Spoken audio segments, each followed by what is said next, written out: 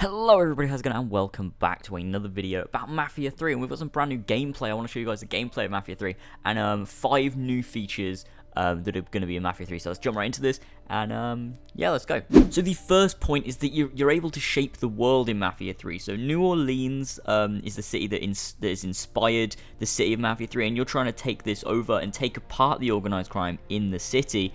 And then you choose how you want to build it back with your family. What you do is you take over a part of the city, and then you assign a lieutenant to this part of the city. And apparently in one of the demos, they took over this kind of cistern part of the city, and then they assigned Vito from Mafia 2 to then look after it, so that confirms that he's in the game. Maybe it's like a bonus kind of lieutenant that you can have, like just a reference to the game, or maybe he is a character in the game.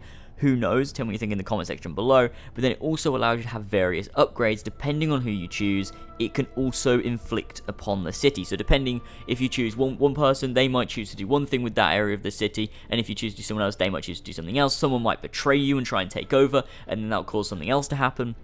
And it really feels kind of alive, and the game feels a lot more controllable. So when you take over a part of the city, it feels like you then have control over what you do with that part of the city, and you kind of are shaping the city in your own way. The second point is that the setting is a version of New Orleans, and the era is 1968 apparently. Vietnam is a crucial plot kind of point for the Mafia 3, as the main character came back from the war. Again, like Mafia 2, but it came back from the Vietnam War, and apparently on the streets when you're walking around, you hear a lot of people talking about it. It's a big talking point, like should America have gone to war, whatever, that kind of thing, but it is a crucial point for the plot. So the third point is that the music in the game and the soundtrack is apparently amazing. It feels really immersive, and there's lots of different various tracks and genres that you'll hear on the radio. And apparently this is super immersive. Like, you'll be walking down the street and you can just hear people playing music, you know, dancing, and it's kind of like, oh, you feel like you're in the 1960s in New Orleans, and it should be pretty cool. I'm looking forward to that. Love immersive games, and definitely the Mafia franchise has always been pretty immersive, so can't wait to see what they do with that in Mafia 3. So the protagonist's name is Lincoln Clay. He fought in the war, the Vietnam War, and he's very violent and loyal to his family, who he met through the war. Because essentially he's an orphan, so he was, like you see in the trailer, he wasn't born into the family. He did meet these guys through the war, but they have an extremely close bond, and he's really driven by that loyalty. He's been described as an anti-hero, so I don't know how that's going to work out, like, in the game. Like, obviously you're doing bad things, and he is the protagonist, so anti-hero kind of makes sense. However, will we end up not liking him, or will it be like LA Noire, where you play as Cole Phelps, and then you're like, wait, actually I really don't like you, and then you start playing as Jack Kelso, and then you're like, oh god, I really don't like you. But I don't know. We'll find out more at some point.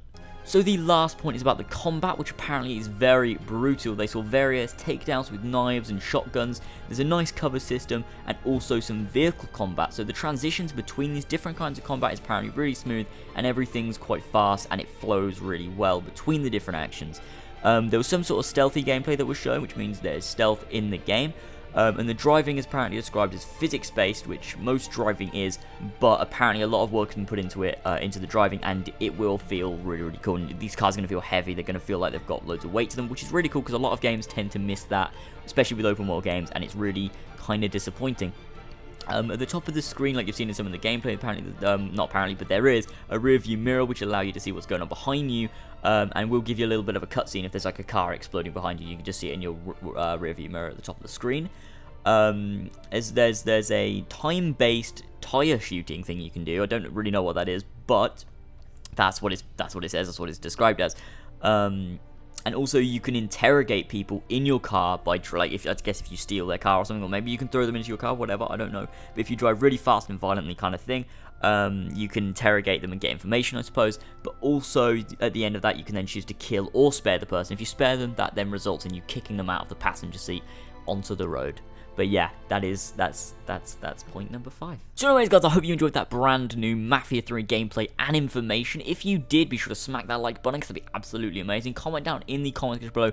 Let me know what you guys thought, and subscribe for the newest Mafia 3 information as I get it right here on this channel. And I'll see you all next time. Bye.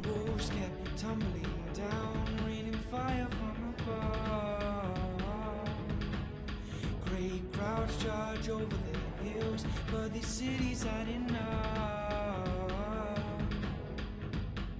But if we turn and fight, does it almost feel like we will never fall? And if we unite, we can take this fight straight to the castle wall.